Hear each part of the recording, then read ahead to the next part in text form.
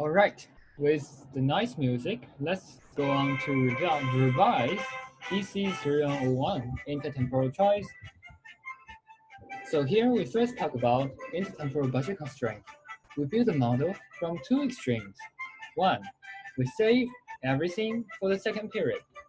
That is, we originally have M1 and M2, and if we save, the M1 becomes M1 times 1 plus R in the second period. That is one extreme, and that extreme is denoted here.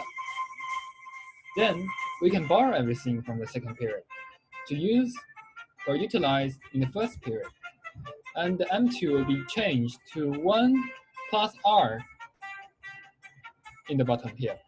So in the second extreme, we have C1 to be here. From these two extremes, we can derive the budget constraint easily. And we can also derive it without specifically looking at the two extremes.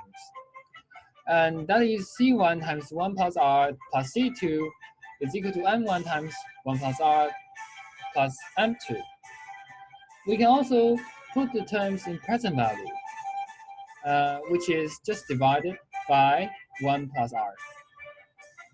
Okay, so as you can see, we are endowed with M1 and M2, and this blue empty circle just the endowment point. And the green highlighted part is the saving, because that is derived from the first extreme. The above case is all saving because you consume more in the second period than what you have in the second period. And down below, you see the borrowing part. It's in the yellow highlighter. Why is it borrowing? It's because we consume more than what we are endowed with in C1, in period 1. And here we are just talking about the endowment, the units of goods and services. And I think we assume the price is equal to 1 here. However, the price may not be equal to 1 in both periods. So now we're going to add price effect, which is P1, P2, and we assume that endowment is in units, M1 and M2. So in monetary terms, P1 times M1, P2 times M2, and then we denote this as M1 star, M2 star. So similarly, we can have C2 now equal to M2 plus 1 plus R and 1 star over P2. How many units of goods we can buy here? And the similar concept is used in the C1. For example, you just see here, C1 is this, and then you divide by P1, and you get the new thing with the price effect. And here we can derive the budget constraint again. How? Well, P1 times C1 is definitely plus P2 times C2 will be equal to M1 star 1 plus R plus M2 star. And we arrange everything, and then we can have this. The first coefficient is the slope. The second expression is the intercept. And this is, I think, is still easier to understand. Now let's move on to intertemporal choice and utility. For a borrower, or for a saver first, let's talk about a saver. A saver will be better off if the interest rate increase, and he will remain as a saver. Why? So now here the MRS means the marginal rate of substitution is equal to 1 plus R. That is very easy to understand. In optimality condition, RS is equal to the price ratio, and you think that you consume in period 1, and it is equivalent to consume 1 plus R unit in period 2 because of the interest rate. You can save. Okay, so a saver should be has its optimality point above the green dot because he wants to save. Here is a point where he saves. Assume the interest rate rise. That means the budget constraint, the slope will increase. The slope will be steeper, so the curve will steeper. But the curve will also pivot around the green dot. So it pivots around the green dot in the clockwise direction, and you get this blue line. And now you have the new optimality condition, which you see your utility is showing higher. Okay. There is another scenario, which is a borrower case. A borrower is now worse off if the interest rate rises, and he could decide to become a saver. So we can see here that originally the green dot is the endowment point, and the black dot is, the yellow dot is a borrower case because he consumed more than what he has in the current period. So now, as the curve, the budget line pivot clockwise toward this green dot, you can see the utility curve will move backward, meaning the utility decreased. So it's easy to see that if someone's utility is increased, its welfare diminishing, so he wants to maybe become a saver so that when the interest rate rise again, he could be better off. So could the borrower become a saver? Yes. If we take a closer look at this curve, originally the endowment bundle is here. Interest rate rise, the curve change, and now the curve is this straight line. And if he remains a borrower, so the before part is the blue dot, and if he remains a borrower, right, he could end up here. If he decides to become a saver, he can get this. So what this means is that when the interest rate rise for a borrower, if he wants to maximize utility, he will automatically choose to become a saver, right? So now let's talk about price inflation pi. Let's assume P1 is $1, P2 thus is 1 plus pi dollar. So we can replace everything with 1 and 1 plus pi, which does no harm to our equation, to our analysis. And so here we got 1 plus r over 1 plus pi. And we can let 1 plus rho to denote this, where rho is real interest rate.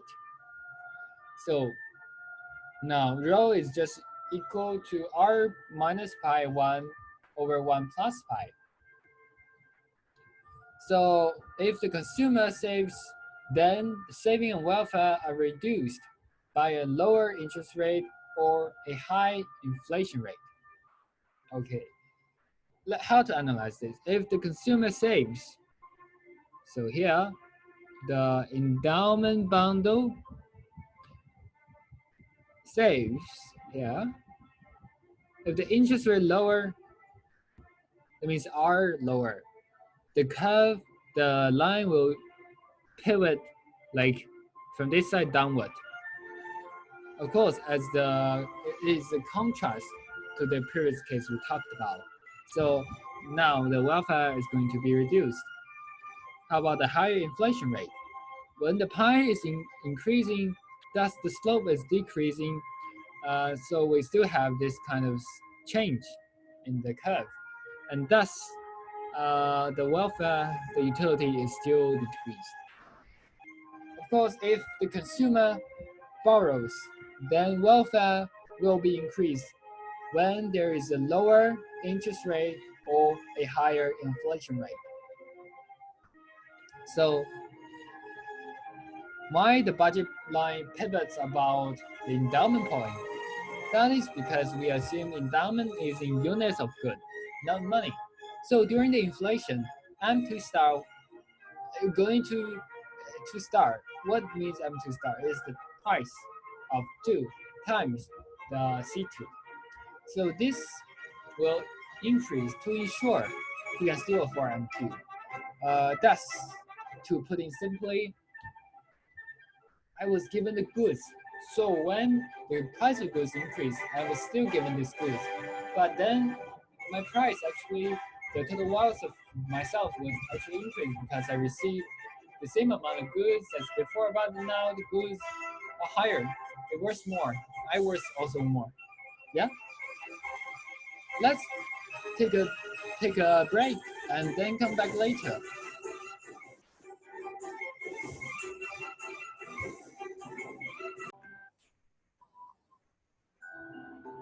Hello, welcome back again.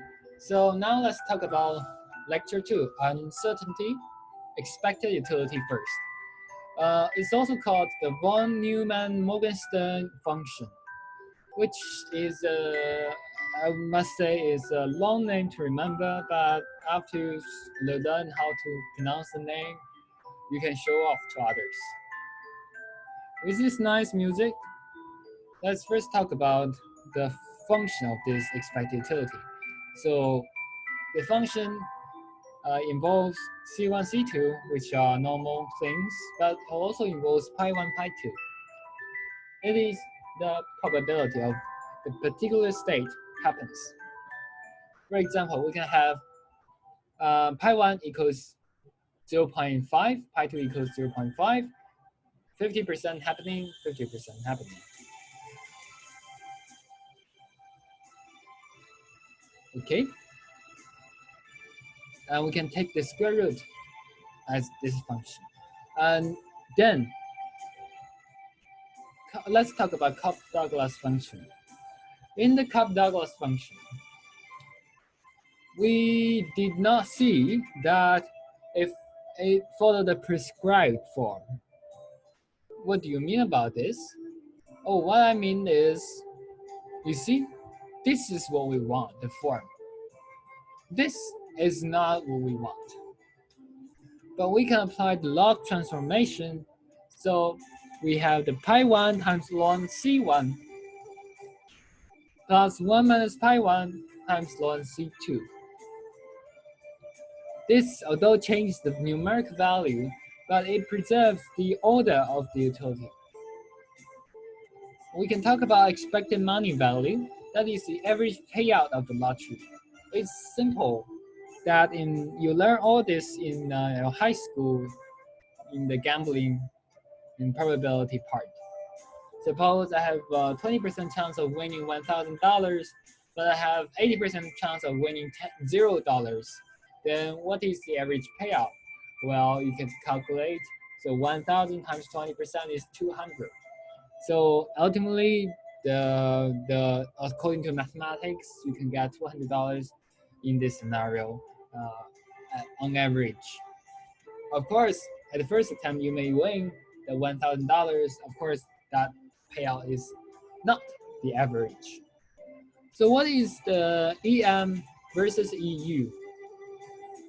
EM is a possibility weighted average of outcomes. But EU is the weighted average of utilities associated with outcomes. I think we are more interested to find the utility instead of the money value. And we'll explain that later. So the next big concept is risk aversion. We like risk. Do we? No, we don't like risk. Most of people are risk averse. That's why we have insurance. If the person is not risk averse, we actually don't need insurance at all because we like risk. We don't need to insure ourselves for the risk.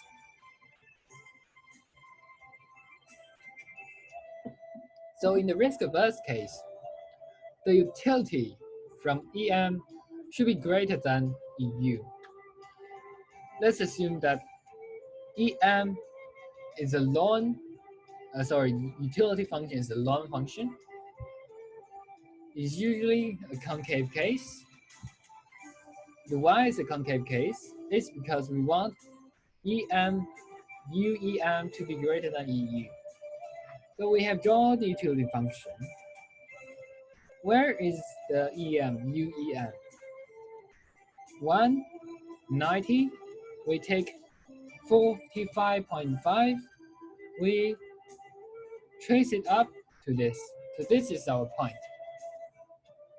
Where is EU? I assume EU is just this point. It's like taking a straight line and find the midpoint. In this case, consumer prefers average payout instead of participating in the lottery, meaning that they are risk averse.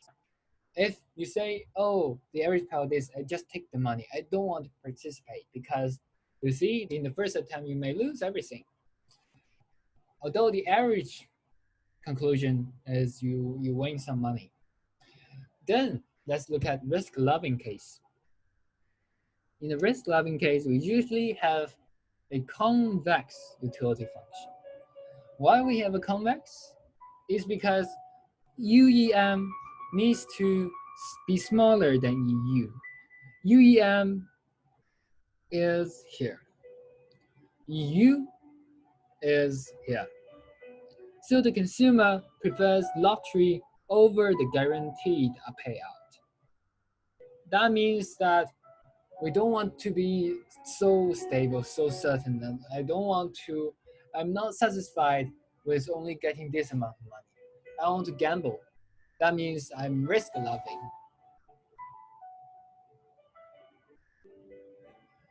So where is the risk premium? So you will see that in the risk averse case, we have UEM greater than EU. But we can also have this concept of risk premium, meaning that how much money you would pay for avoiding the risk. Certainly, it does not apply to risk loving. Or put in other words, in a risk loving person, the risk premium is negative. Here we need to ensure we introduce the concept of certainty equivalence. How much money must the consumer get with certainty to get the same utility as the risky behavior? For example, you have your expected utility 26 unit. So your X, the certainty equivalence, will be 26 squared, 676. So basically what does this mean is that we compare EM with equivalent amount of money of EU, because EU is utility. We need to put it in the like dollar value in order to compare, because we need to ensure the unit is the same. I guess that we can also use UEM versus EU.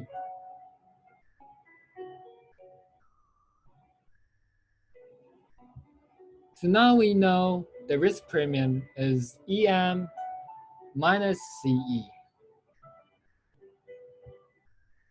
The larger the RP, the more the agent hates uncertainty, because I'm willing to pay this amount, a higher amount of money, to avoid this risk. I can see that there is a gap. The gap is a risk premium. As the person is more and more risk averse, you will get a larger and larger gap. Now let's introduce the Arrow-Pratt's measure. It's the negative of second derivative of UW over derivative of 3W. y divided by the u prime w, because u double prime w alone is not invariant to positive affine transformation. For example, your utility function is u equals w squared. What if now we have utility equals u w squared plus 20, which is a constant number? Then if you don't divide by anything, your second derivative is not likely to be true, because you want, no matter what kind of utility function you want, as long they are in a fine transformation, for example, u w squared, u equals w squared plus 100, you want to make sure that the first derivative is invariant. The second derivative is the lone or the error plus measure is invariant, because simply adding a constant doesn't make a lot of sense, because overall the pattern is still there. Secondly, or thirdly, let's look at insurance for risk-averse people. Maybe we can take a break again.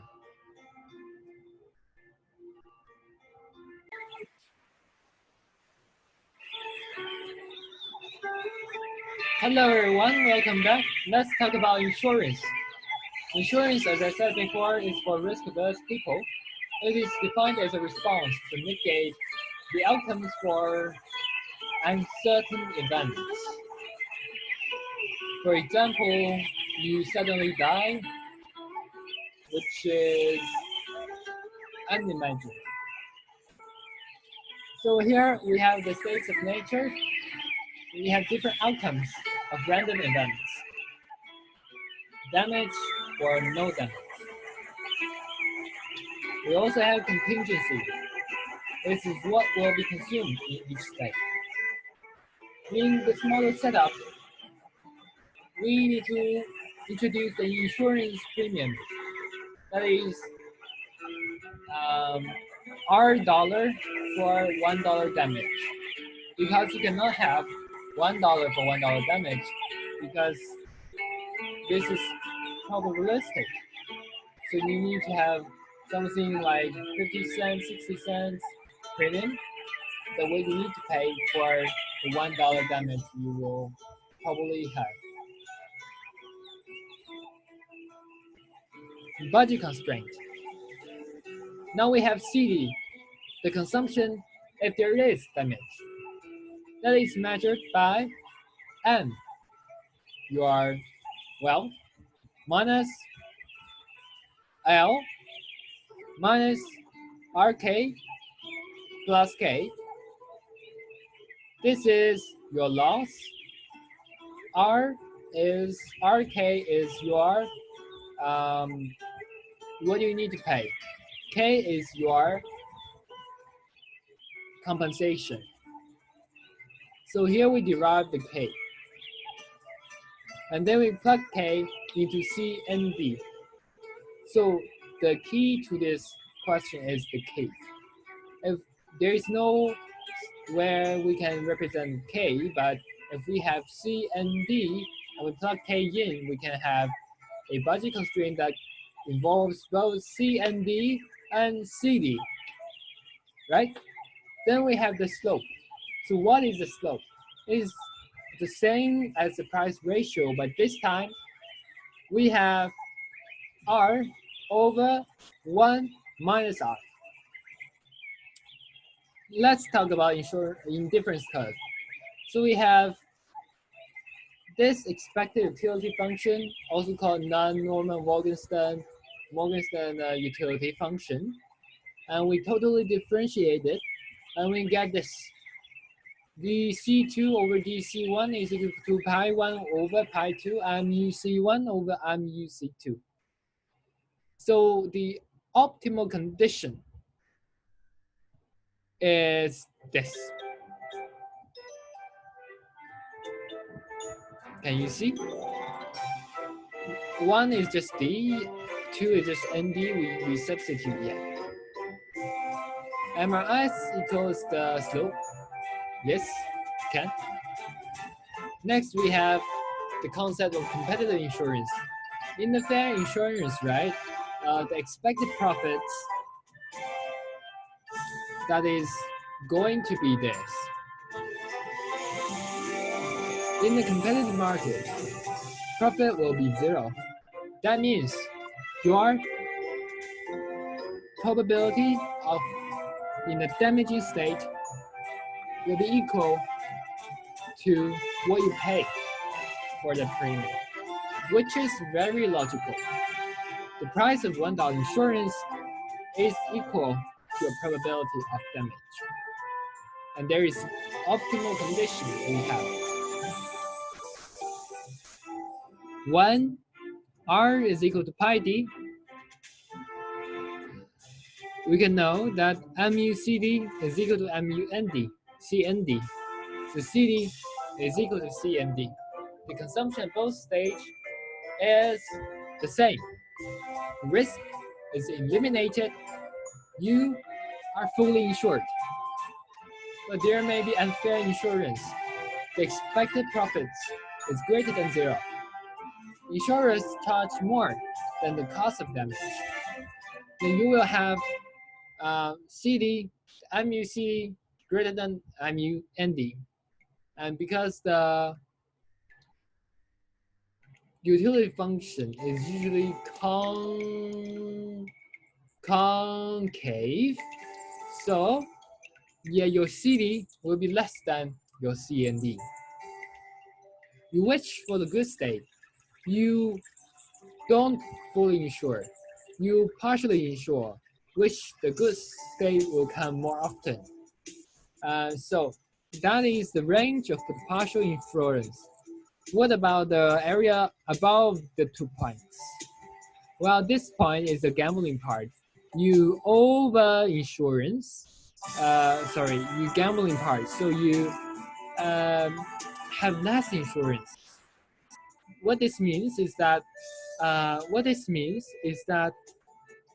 you want no bad things to happen, especially at this stage.